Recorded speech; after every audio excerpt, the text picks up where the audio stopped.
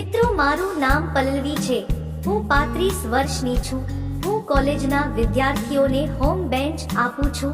બધા બાળકોને શિક્ષણ આપતા આપતા અત્યારે હું 35 વર્ષની થઈ ગઈ છું. છેલ્લા 10 વર્ષથી તમામ બાળકોને શિક્ષણ આપું છું. પહેલા તો હું કોલેજની અંદર જતી હતી અને સ્કૂલમાં પણ ભણાવતી હતી, પરંતુ ધીમે ધીમે હું હોમ બેન્ચ ચલાવવા લાગી, જેની અંદર મને ઘણી બધી સ્વતંત્રતા મળે છે. 35 વર્ષની ઉંમર એટલે એવી ઉંમર કે જેની અંદર કોઈ પણ સ્ત્રીની તમામ ઈચ્છાઓ ચરમસીમા પર હોય છે. અને હું તો એક વિદ્યાર્થી હતી અને મને મારી યુવાનીની અંદર પણ એટલી બધી મજામાં નહોતી, જેને કારણે કોઈ પણ પ્રકારની મજા લેવી તે મારું સપનું હતું. હું મારી રીતે ઘણી બધી આનંદ લઈ રહેતી હતી, પરંતુ તે આનંદ કરવાનું મને એટલું બધું પસંદ ન હતું આવતું, જેને કારણે મેં વિચાર્યું કે મારે હવે કોઈ દોસ્તની જરૂર પડશે. પરંતુ મારી ઉંમરના કોઈ દોસ્ત મળવું મારી માટે મુશ્કેલ હતો, જેને કારણે મેં નક્કી કર્યું કે કોલેજના તો ઘણા બધા વિદ્યાર્થીઓ હોય છે, જેમાંથી ઘણા બધા લોકોને દોસ્તી કરવાની ઈચ્છા પણ હોય છે.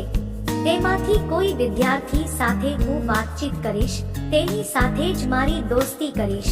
પરંતુ કરવું મારી માટે ઘણું અઘરું હતું. પરંતુ અઘરું હોવા છતાં પણ આ કામ મારી માટે સરળ હતું તેવું મને લાગી રહ્યું હતું. મારી ઉંમર મોટી હોવાને કારણે હું મોટા ભાગે સાડી પહેરતી હતી અને તેમાં હું સરસ પણ દેખાતી હતી. તે મને ખબર હતી. સાંજના સમયે મારે એક હોમ બેન્ચમાં જવાનું હતું, જ્યાં મારે છોકરાઓને ટ્યુશન આપવાની હોય છે. આમ તો મોટે ભાગે તે છોકરાના ઘરે તેના મમ્મી પપ્પા પણ હોય છે, પરંતુ આજે એક એવો સમય હતો કે તેના ઘરે કોઈ પણ નહોતું. જ્યારે હું તેના ઘરે ગઈ ત્યારે તે એકલો હતો. તેણે સામાન્ય રીતે નાઇટ સૂટ પહેરેલો હતો, એટલે મેં તેને હસતા હસતા પણ પૂછી લીધું કે હજુ તો સાંજ થઈ છે અને તું કેમ નાઇટ સૂટમાં આંટા મારે છે. ત્યારે તેણે કહ્યું કે મને કપડાં બદલવા વધારે ગમતા નથી, જેને કારણે હું આ રીતે રહું છું. મેં તેને એ પણ પૂછ્યું કે તારા મમ્મી પપ્પા ક્યારે આવવાના છે. ત્યારે તેને મને કહ્યું કે મમ્મી પપ્પા તો 2 દિવસ પછી આવવાના છે, કારણ કે તેઓ ગામ ગયા છે અને તે ઘરની અંદર એકલો હે. ત્યારે મેં તેની ફ્રેન્ડ વિશે પણ પૂછ્યું, પરંતુ તેણે મને શરમાઈને કોઈ જવાબ ના આપ્યો.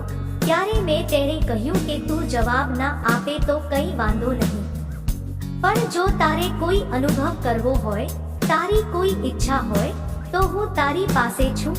આ વાત સાંભળીને તેણે તરત જ મારી સામે જોયું, જેને કારણે મેં તેના હાથ મારા ખંભા ઉપર મૂક્યો. તેથી તે મારી ઈચ્છાઓ સમજી ચૂક્યો હતો અને ઉનાળાની મોસમ હતી, એટલે અમે બાથરૂમમાં ગયા.